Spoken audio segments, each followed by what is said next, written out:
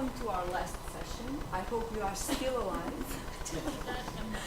Someone was challenging us to start thinking about the next steps, and that's a little bit what our guest speakers for this last session were challenged to do, each one in a different way, because they will all be talking about things that are ongoing within the action and that we bring for discussion, and then we'll see how it goes in terms of time management, assembly participation, etc. Okay? So our first speaker is Fiona Christie, who is responsible for all the scientific communication within the action, including its plans for publications. Okay. Thank you very much, Philomena. Mariana contacted me and Ghazal. Obviously, you'll all know Ghazal. Ghazal can introduce herself shortly. And Connor from Ireland, and also, I think, Ingrid and Ria originally contacted us to speak at this final session, which I think was called Making Connections for Future Action. But I know that Ingrid and Ria weren't able to make it there. Ingrid looks after, for people who don't know, looks after all the grants, and Ria has a role linked to ECODOC, but also about sort of building stakeholder networks and everything. So we won't really be addressing those topics because that's not within our brief really. But I suppose myself and Ghazal are going to talk a bit about some of the publishing things that are going on and how people can contribute. But we also thought it might be interesting to have a bit of discussion, maybe just rather than us speaking, just actually get people to talk to each other as well about some of the things about building relationships through the action. Because clearly one of the aims of the action is for people to build new relationships, for co-authoring, for joint funding bids, for various things where they'll be making new connections. We are a network, really. We're not producing research outputs from a project or anything in this action. It's about building networks, really. So, but yes, so I did write some notes down to remind myself what to talk about. So, so just to publishing outputs required by the action. Just for people who don't know, there's an edited book that we've had a very long plan in development that's currently under peer review. So thank you very much to the many people in the audience who have contributed an abstract for the edited book, and we clearly built the slow build up. We built up those contributions and those abstracts for the edited book from the conference last year. So it's that lovely sort of, it's the long game of the action really, of gradually building up kind of outputs from the different activities. So that, and I think I was talking to Emma earlier to sort of where that's up to. But basically, we're waiting for an outcome on the peer review of that, and we have decided, the Action Management Committee has in principle agreed that book, which would be, it's going to be, well, all going well, it's be in the Routledge Studies in Education, Neoliberalism and Marxism series, which is very appropriate for the action, that will be supported by some funding from the action for open access, which will really be brilliant because it effectively means that publication won't just be an academic book stuck in a library. It will be something that can be reached and accessed by lots of people. So that's in progress. But at the moment, the next, any questions about the edited book before I move on to that? Because that's almost a project that's kind of underway, and actually many people are already participating in. But is there any questions about that before I move on to talk about the young researcher issue? No? Okay. So anyway, so watch this space on that one.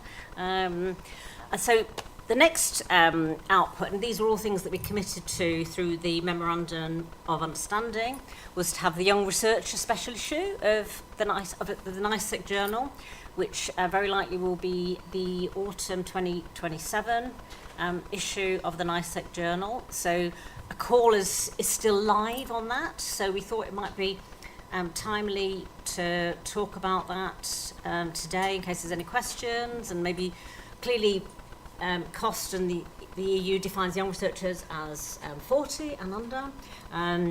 However, we also think there's scope for other people in the Action who are not young researchers. They might be able to contribute to that publication as reviewers and so on in due course. So that's something we're really that's very live at the moment. And actually, Ghazal, do you want to say a little bit about that? Do you want the notes to help you to remind yourself? So I think we have almost 530 members so far in our Cost Action, and almost half of them are young researchers, under 40, so early career researchers as well. We think one of the good ways to try to use this potential and basically empower the next generation of academics in this field would be to encourage them to join as many activities as possible, and this specific special issues is aiming to engage them in the process of being part of an editorial team and get some experience about how it works and how they can manage a team of people who are editing this special issue. One thing that would be really good to have help from other members of the Action, who are not necessarily under 40, would be to use them to provide some sort of mentoring opportunity for these young researchers. And through webinars, through some meetings, maybe it would be good for those of you who have more experience of publishing, editing, being part of the editorial team, to basically provide that opportunity for them to learn and get more experience. The call, which I think I've circulated a couple of times among you, is open till 11th of May. So if you know any young researcher who might be interested in applying to be part of the editorial group, we are shortlisting 3 people. It would be good that they can apply for it. And obviously NICEC Journal, as Tristram mentioned earlier, is really good point for them to engage in career guidance and counseling. And it's very flexible in terms of the topics and themes and approaches that it will accept for publication. So. Yeah, and I think we've spoke in the call. Ghazal has kind of outlined what the role would involve, and it's the intensity of the work for that would be more initially between May and October 2026 in terms of designing what the special issue will be about, and then also generating interest, and then additional work for that for people who might be considering it or know people would be sort of May to October 2027, when the drafts would be coming in, sort of getting reviews done and respond and editing reviews and so on. So, but yeah, so that's something that's live. I mean, the reason Ghazal and I are involved in that because as Science Communications Coordinator, I'm effectively chairing an editorial group of people with an interest in the outputs, which includes, and Ghazal and Philomena are on that group with me, really. So we're sort of overseeing and kind of making sure this kind of happens, basically. And clearly, I mean, I feel like there's something also just generally about whether it's the edited book or whether it's the young researcher issue. These are kind of core outputs are supported by the Action, but clearly there's enormous benefits for people to get involved in these sorts of potential outputs in terms of getting their own work out there, but building new connections, potentially new authoring relationships and so on. I have received a question from someone online, Okay. No, Christina, who has my phone number because I'm not there, sent me the question. I am over 40, actually 42, and an early researcher. Can I still be considered for mentoring and for the editorial team, or are they hard limits? There are hard limits for the editorial team because we are basically not allowed to recruit someone who is over 40, unfortunately. This is not something that we support. It's cost rules and it's quite ageist, but unfortunately we don't have any flexibility for that. But for mentoring and having meetings with the young researchers, we'll definitely approach you and ask you to get involved.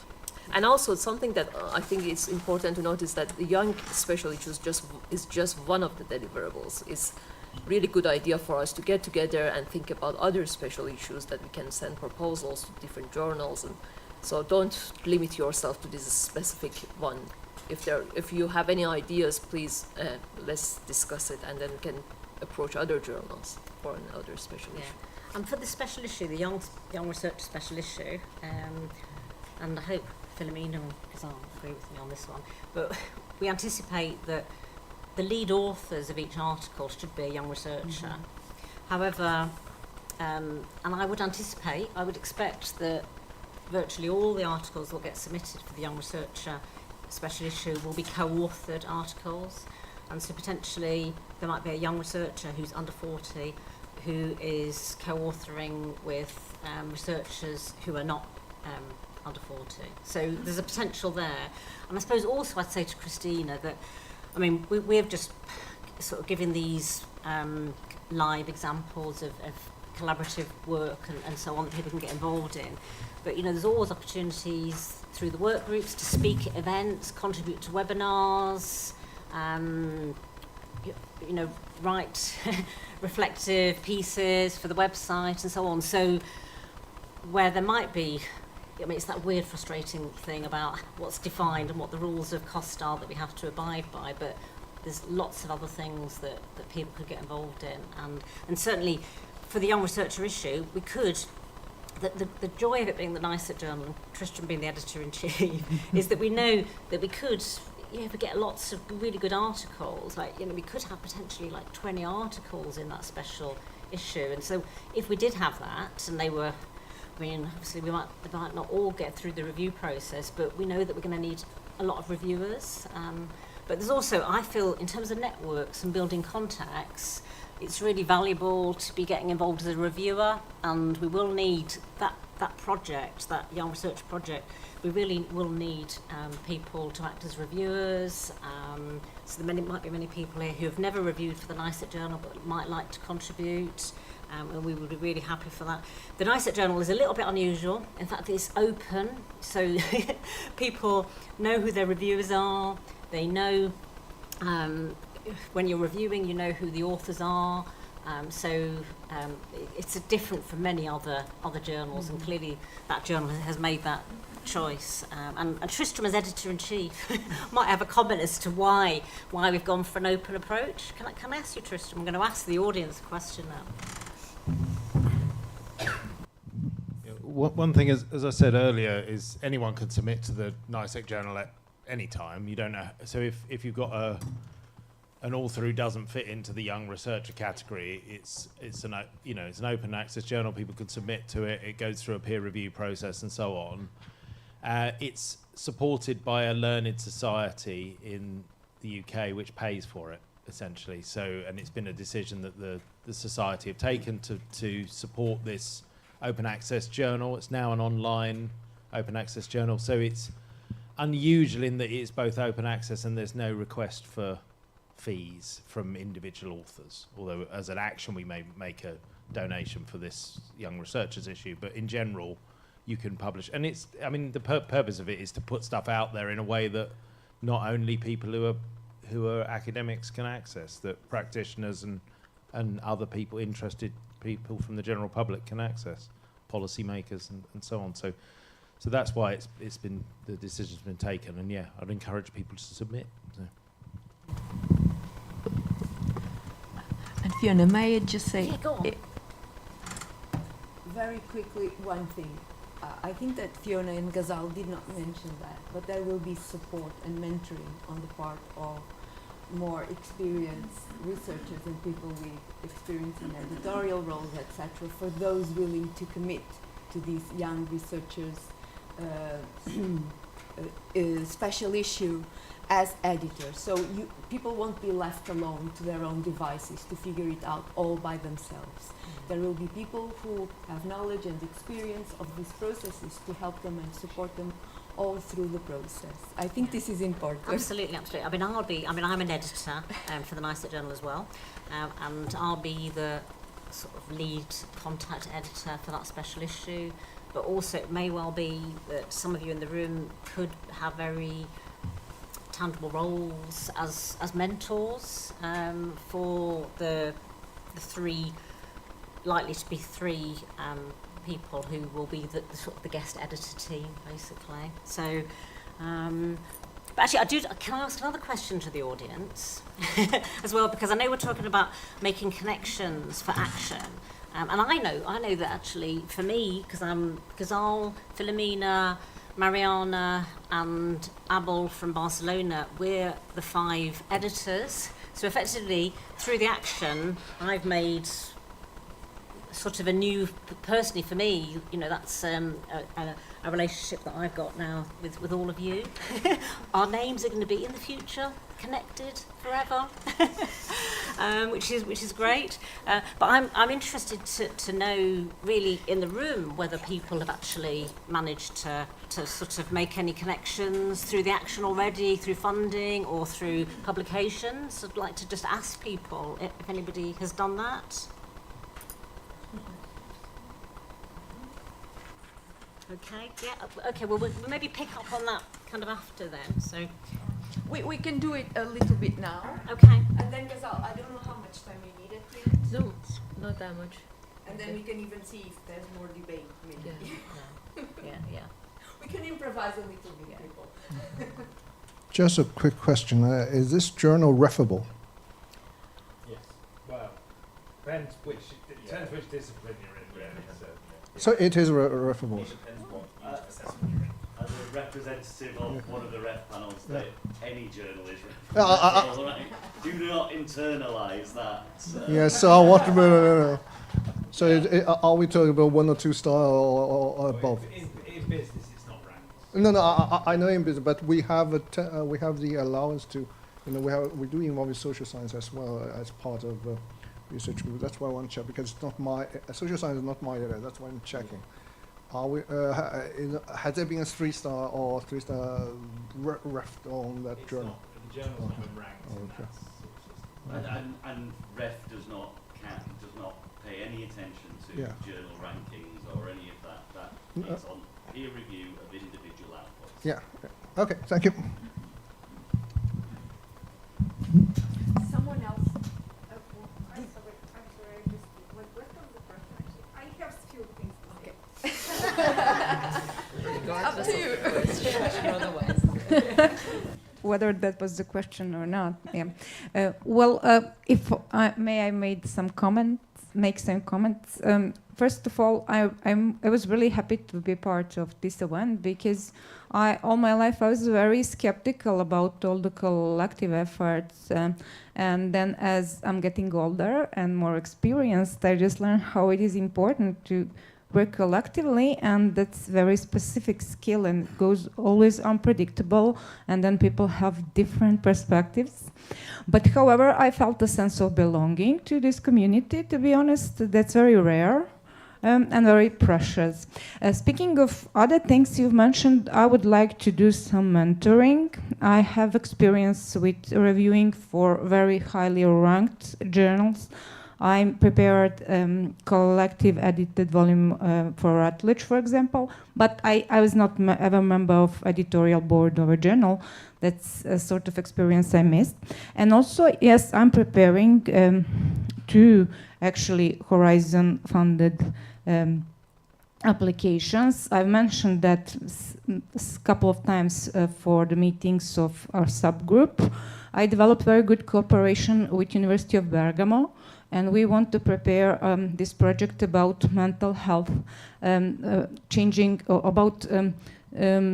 transformation of biomedical perspective and mental health protection supporting system for academic sector, academic laborers, however.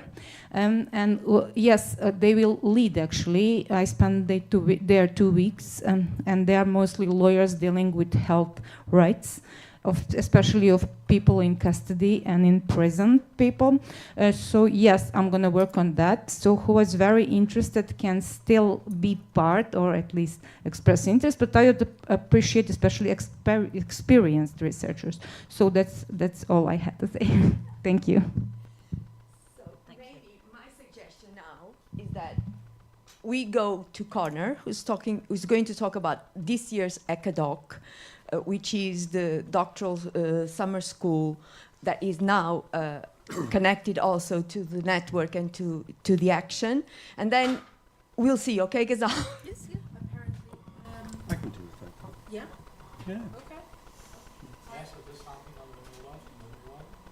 Sorry? May I suggest something on this matter in general? There is a post-action youth digital mental health. We may connect and have joint work together. Done? Yeah. Okay, sorry. Youth DMA. Post-action. Yes.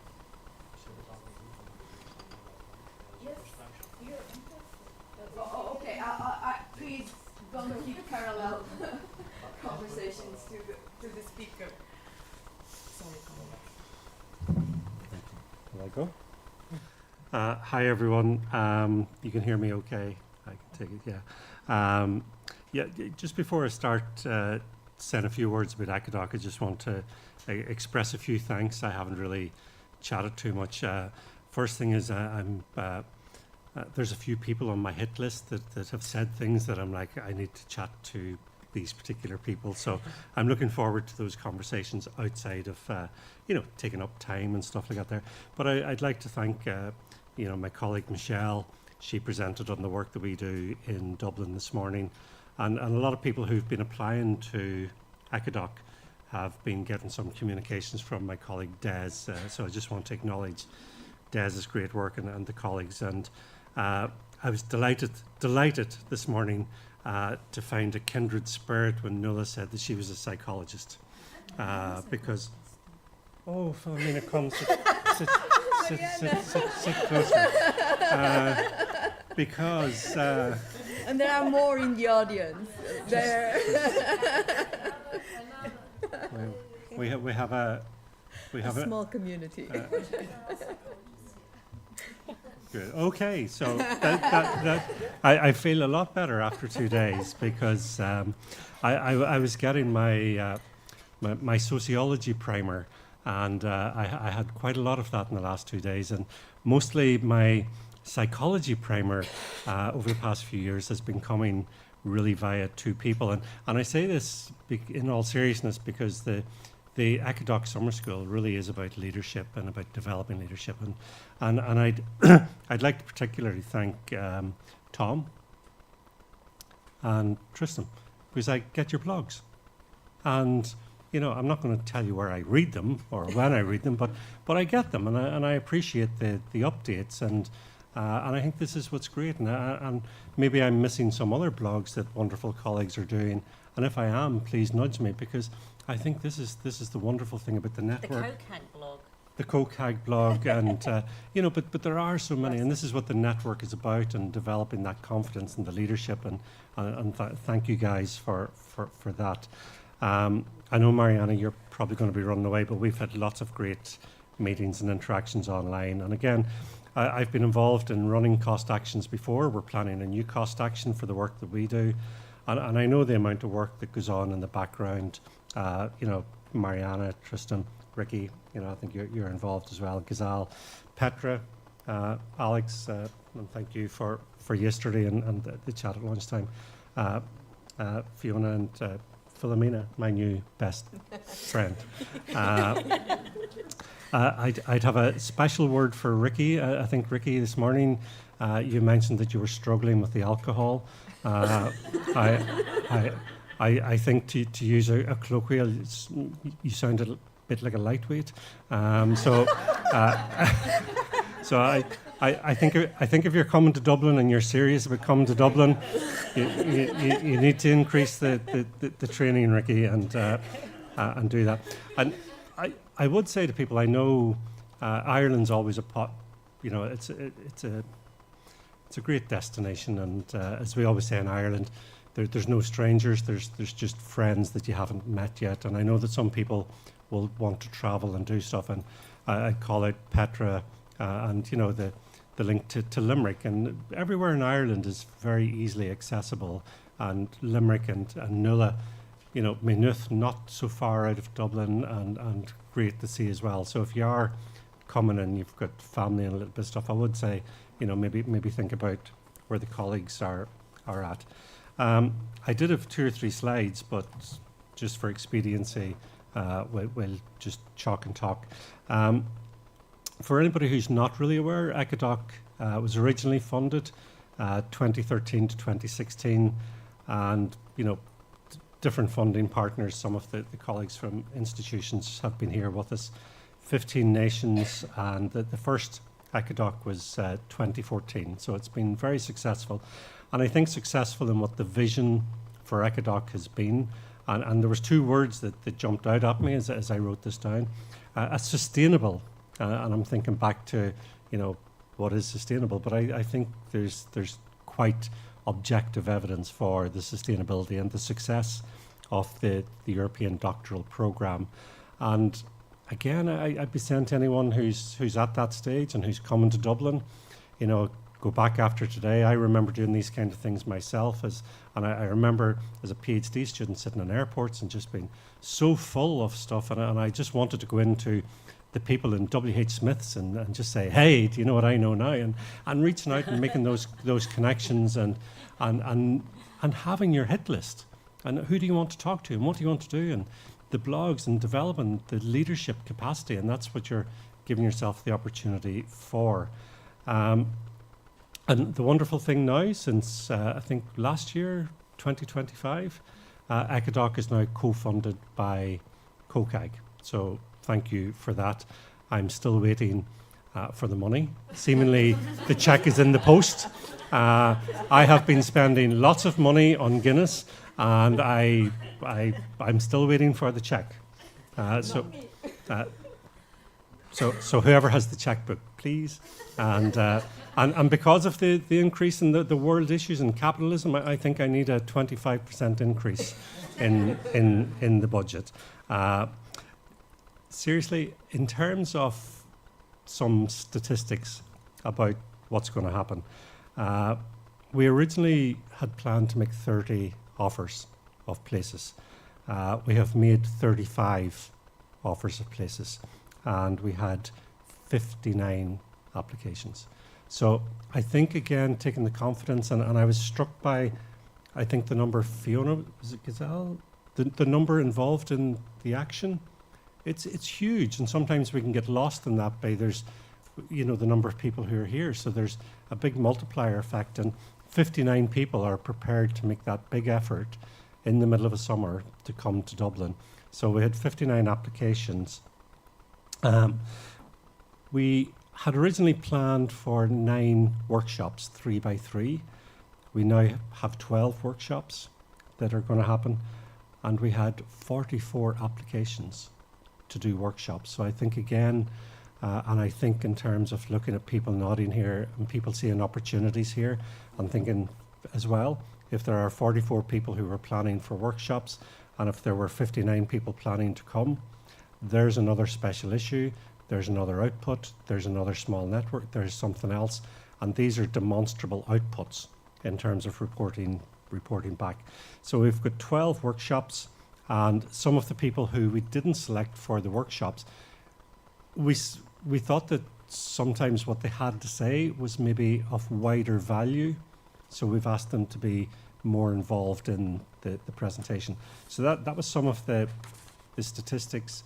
I'll give you just a very quick overview of some of the highlights of the agenda. The opening keynote will be Deirdre Hughes. Guest speaker will have Mariana, and Pete Robinson will do a guest speaker slot as well. We have a how to get published section, and Ria, Deirdre, and Fiona very kindly going to lead on that. Probably, Tristan, be good for you in terms of career development to go to that one. Maybe pick up a couple of tips.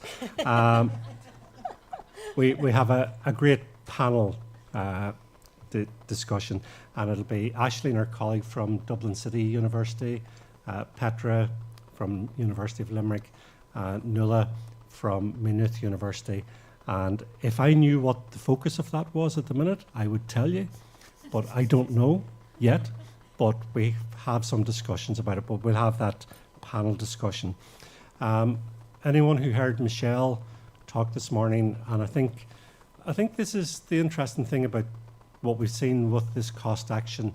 You sort of start and think in a stereotypical way. We'll have work group 1, work group 2, work group 3, and then even within work group 1, you're going, oh my gosh, we've got to salami slice this, and then you start to think, well, there's EDI and the kind of stuff that Sanna's interested in, you know, migrant and stuff, and then you start to think some of the colleagues' disability presentation this morning, and then you subdivide into that, and you start to think about intellectual disability and learning disability, and the argument that we make that our learners, our graduates, they are not guests in the workplace, and we need to, you know, think about the language. We're talking about theory, but we're talking about language, and you know, even to change the discourse from the ability to do our course, to do our program, that people might get a job.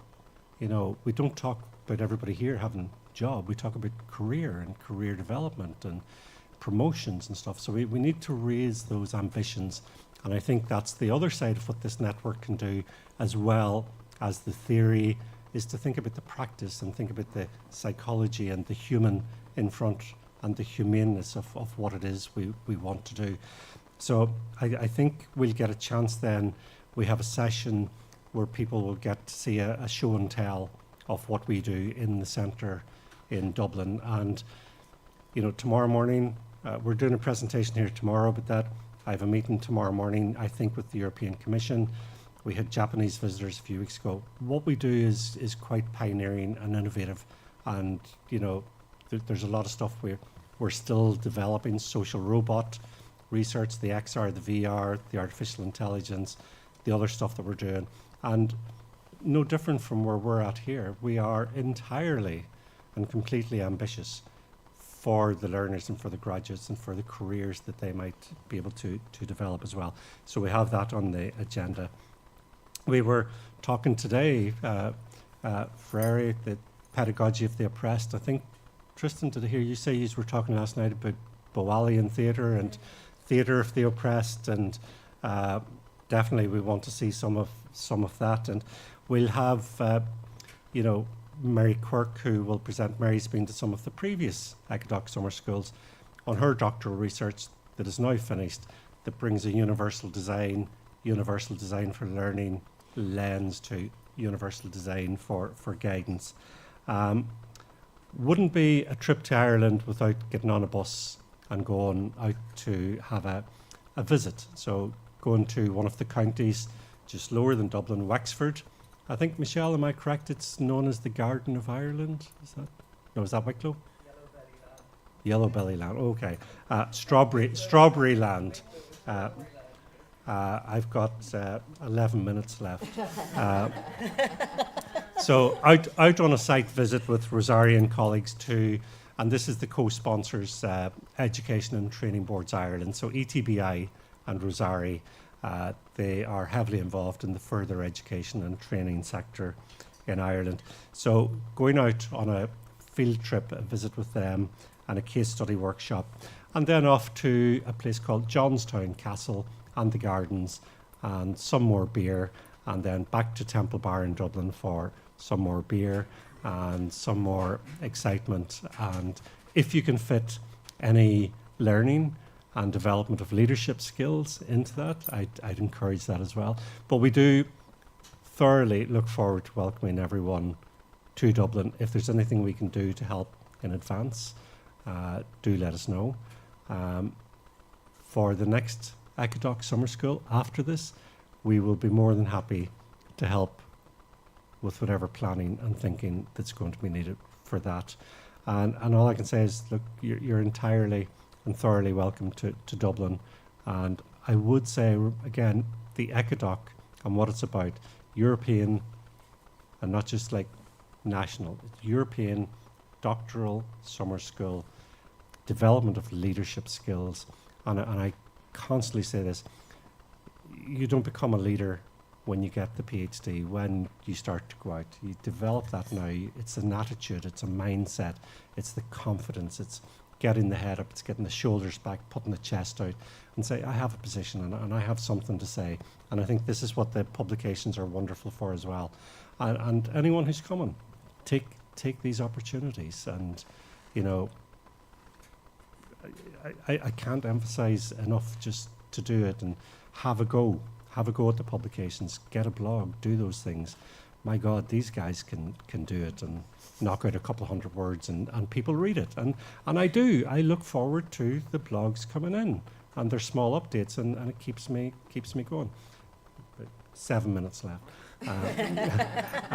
I'll say no more, but you're more than welcome. We look forward to it, and let us know if you've any questions in advance. I know we have about 15 minutes to 5. Oh, 15, okay, 15. So I know there was someone there in the audience that wanted to say something, but I asked her to wait a bit for Connor.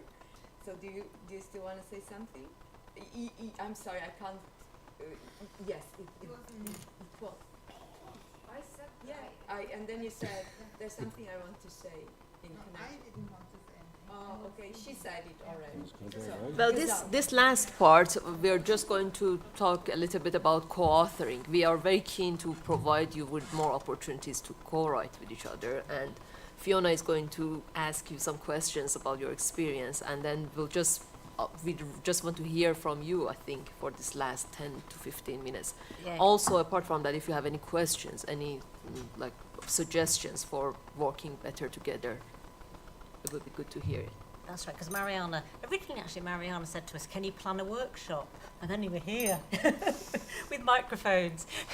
But yeah, we had thought that really, because we're looking after the publications and we really thought about this co-authoring thing, and when, for example, we put out the edited book call, we said to all the people who submitted, please do consider whether you could invite a co-author to join you, because it's very much the spirit of the action to build those new relationships, really.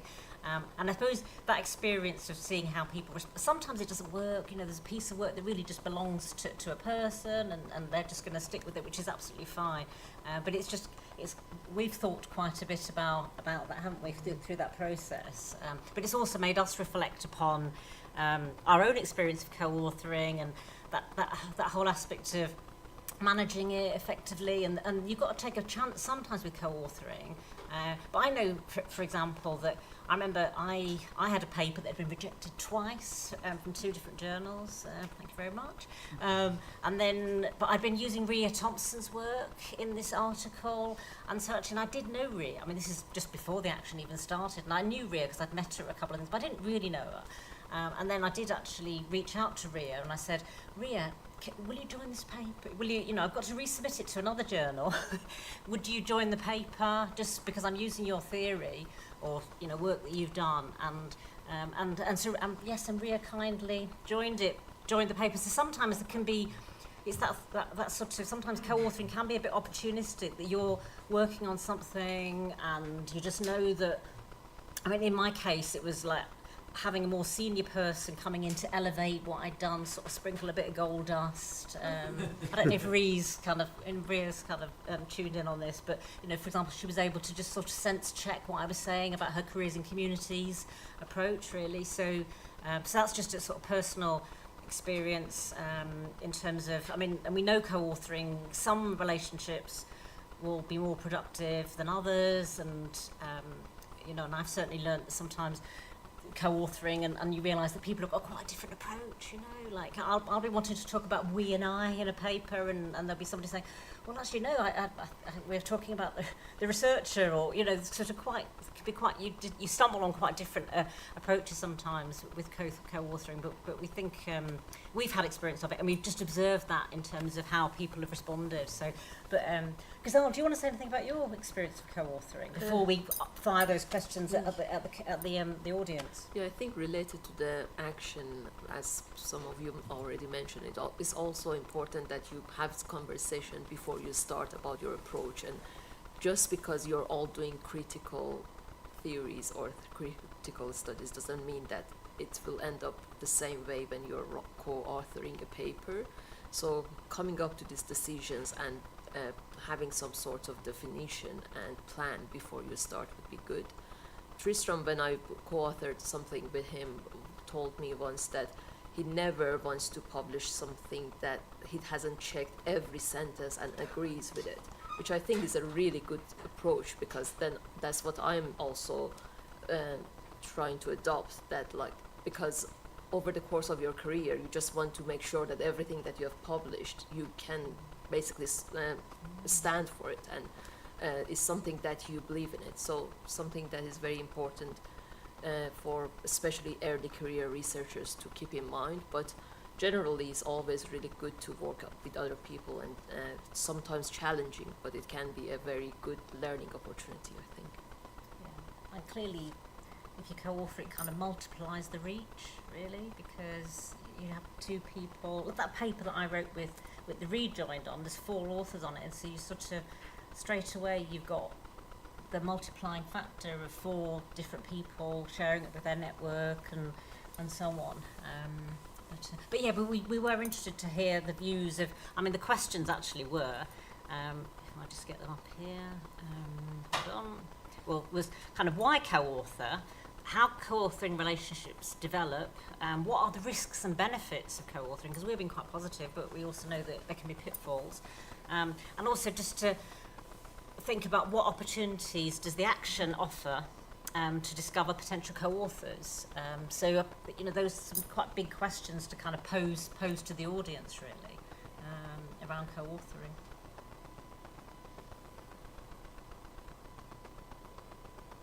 Any responses?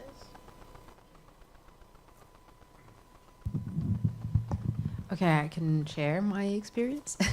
So I would say that, on the one hand, I can find a few experiences that didn't come from COCAG, but in which people from COCAG are part of.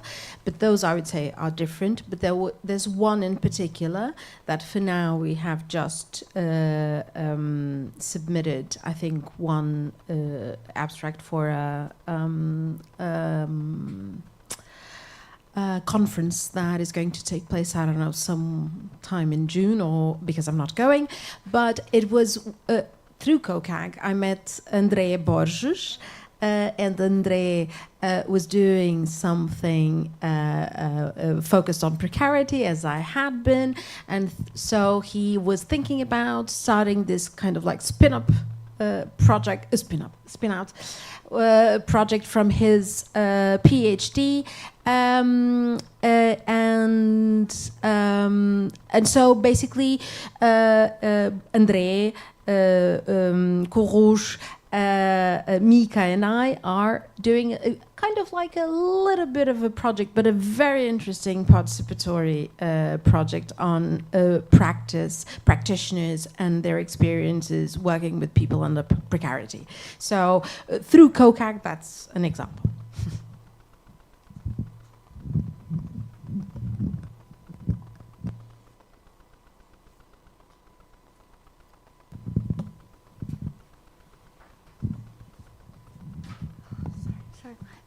Hi, just maybe an idea, because one of your second questions was about moving forward as well. The more conversations I've had the last couple of days, I'm like, I didn't know enough about that group. I'm in the wrong group. That group sounds really good fun. Why was I not involved in that group? Would there be any option to do like so here's your big general email, to kind of give a bit more of a, I think some people would like to be involved in other things as well as, and that might be, I don't know if there's like a central place that we could start and share some of this stuff, or say like, I'm really interested in, or how can we find this? Because I know that we're all going away and then we're going to go, that's what I should have said, you know, or that conversation had, and it's mulling over, and it'll take us maybe a week or so to process it all and go, that was a really good idea, but now I've forgotten that person's name, or like some way to, so we're not all on WhatsApp going, he was talking about this. I don't know, it's just a thought for moving forward. I find the communications can be quite difficult at times to navigate. Emma, I think I've got, hopefully, a good answer to that, and I'm glad you asked that question. is because for a little while now, and things take a while. We're very democratic and collegiate and discuss these things and everything, but there is a plan to have a quarterly newsletter digest, which would capture information about what has happened in the action, what's happening in the subgroups of the action, or any upcoming events or events that have happened, and so on. So, funny enough, actually, I think Aman actually posted something about the newsletter through the website last week, but it probably got buried, with the conference coming. So, but Ghazal is actually going to put out an announcement asking people to submit their information to the newsletter. And this won't be a big, long output, really, but it's aimed to be a digest of a summary of everything that's happening. So, fingers crossed, we're trying to address this to sort of capture everything. And then there will be a section on the website which would be newsletters or whatever. We know, we're quite honest that there are limitations with the WordPress blog platform which underpins the website. So it's not a perfect instrument in terms of being a really tip-top website, but I think it's a good tool. It's what we've got. So we're improvising. I'm a big fan of improvisation with it, and so Emma, I hope that having that newsletter will actually resolve that issue for you. You'll be able to see. So it should be. I think Ghazal's going to send out an announcement, which will be in addition to the one that Aman sent out through the website last week. So I think that will answer your question. Yeah.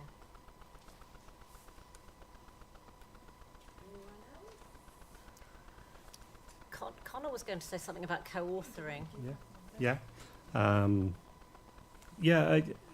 Just an observation on the co-authoring, and I don't think I've ever written anything myself. I think the only thing that I have on my CV that only has my name on it is the PhD. I think there's an incredible, and you use the multiplier, the productivity bonus of working with other people. And for me, it's and we had this, and I think it goes back to the question about is it refable and stuff. And we had this query within our school with these guys who like to do their monographs, and the rest of us just getting busy having a party, writing papers together and stuff. And they were like, well, my paper is worth more than this one because there was 3 authors in that. And they got the Dean of Research, and like Trinity's a top 1% university in the world. And he just came in and he sat down and he said the same as what I did. He says, I've never written anything myself, so bugger off kind of thing, But to me, every opportunity, it's about networking, it's about development, it's about personal development, professional development, and it is about those relationships. In academia and research, it can be a lonely existence, the long distance runner, and sometimes you just need people who get you, who can write with you, that you can do stuff together, and I think there is that. And for me, it is about CPD. And sometimes you look at some CVs and the person looks like a one-trick pony, that they only do this here. But sometimes we've got to expose ourselves, and opportunities come whenever you do open up to these kind of relationships and stuff. And I think for certain people within this room, in leadership positions now, you get to a certain stage in your career where, does it really matter if you have another first author paper? Does it really matter? So sometimes the job becomes about taking on a new role, which is about leadership and is about identifying even colleagues who might be here, who've done something, who might need that little bit of help, and actually say, let me help, and invite them in to that party. And I remember a colleague I had 20 years ago, and I think he summed it up very well. And he said to me, Connor, he said, it's like when you have a house party. I'm looking at Ricky here. When you have a house party, and and Ricky invites you to the party, and you say, well, I can't really go, Ricky, because I don't really have a bottle to bring with me.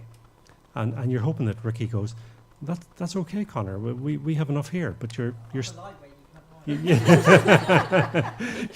but you still hope that Ricky will say, it's okay, mate, come along and join in with us, because probably down the line at some stage you'll be having a party and maybe Ricky won't have a bottle. And you'll be able to say, it's okay, Ricky, you know, come. So I like that concept of doing it and the leadership. You get to a certain level, and it's about exploring and finding opportunities, because the more you do it, the more people ask you to write papers, write book chapters, do those kind of things. And it's a great opportunity then to widen out your own network and show leadership, because quite often within academia, what we do, it is a very selfish kind of a thing at times. So I think there's an opportunity there as well. And I think the longer that goes on, it's very true. I think it's that saying that sometimes I find that the harder I work, the luckier I get. And after sitting here for the past couple of days, I know I will definitely want to be writing something. Ms. Mariana, you know, Petra and Nuala, you know, there's other people here. I'm thinking of Horizon 2020 applications that have been different people. And I'm like, and maybe somebody else will say, I like that kind of stuff that Connor and Michelle are doing, that kind of stuff over there. But they're not actually thinking about it from a bloody sociology perspective, and they're missing the whole bloody thing. And I could plug in 750 words there. And I could be the hired gun on this brilliant paper that's going to get submitted to the journal, because I'm the sociologist. But, you know, so there are those opportunities, because I certainly don't think the way some people here think, but it's lovely hearing about all of these theories. And somebody might be saying, Jesus, I really like that kind of stuff they're doing, but they haven't thought about this here. And here's what I can invite as a co-author to that party. And do you know what the worst that can happen? Somebody just might say no. Okay? And if you've had the dating kind of relationships that I've had through my life, and the number of girls that I asked to dance at discos, and you get used to people saying no. Okay? So, but I think incredible opportunities, and they're only there if you're prepared to go out and make them happen and knock that door and say, I've got something to contribute, or could you invite me in? Or for the people who are lucky enough to be in a position to actually give those opportunities and bring people in. And that develops the network and the leadership as well. Yeah, I think there is sometimes with co-authoring is that reciprocity, and there's a bit of a pay it forward as well sometimes, where, like, I know that I've been invited to co-author something, and there's produced an article which I know I've not actually had to do an awful lot of work for. And I may not be able to repay that person, but then I hopefully can pay it forward by, and I think I have done that, by bringing in people onto something I've written, and maybe they're not doing so much on it. So it's that sort of reciprocal kind of opportunistic thing. And I agree with Connor that sometimes you may not go away thinking, well, you know, this is going to be my next co-author, but opportunities will come up and you're thinking, oh, actually that person I spoke to in Porto, actually they were working on this. And this is so true, and I go back to previous cost networks, and I still love these people who are still not in contact all the time, but still. And you don't have to be the best, okay? And one thing I'll always say is, I am not the best at what I do. But sometimes I'd be walking the dog around a field, and somebody might have asked me to do a book chapter, and I will literally be thinking, why did they ask me? Because I could name 5 other people in my area who are absolutely top drawer stuff compared to me. But then whenever I distill it down, I can distill it all down to why maybe I was asked. Because we might have a cup of coffee, we might have a bit of a laugh, you know, I'll deliver. You know, so the little things are always about human things. You know, is he a bit of fun? Will there be a bit of crack? Can we get on okay? Is he going to wreck my head? Will he deliver? And it's those kind of things. So you don't ever always have to be the best, but the opportunities are there. So don't ever be thinking you have to be the best to do. I'm certainly not, never was, but I've been invited because of those kind of things. We have here a suggestion, a question suggestion from someone online. It's again Christina, and she says, and maybe have a researcher's page, just to go back slightly in terms of what was proposed by Emma, and maybe have a researcher's page with quick individual presentations, pages on individuals' research strategy and interests? Question mark. This is so that people can check for particular points of connection for collaboration. So another challenge to the audience, and so many action core group members are here, so it's kind of like things for you guys to think about and then make decisions.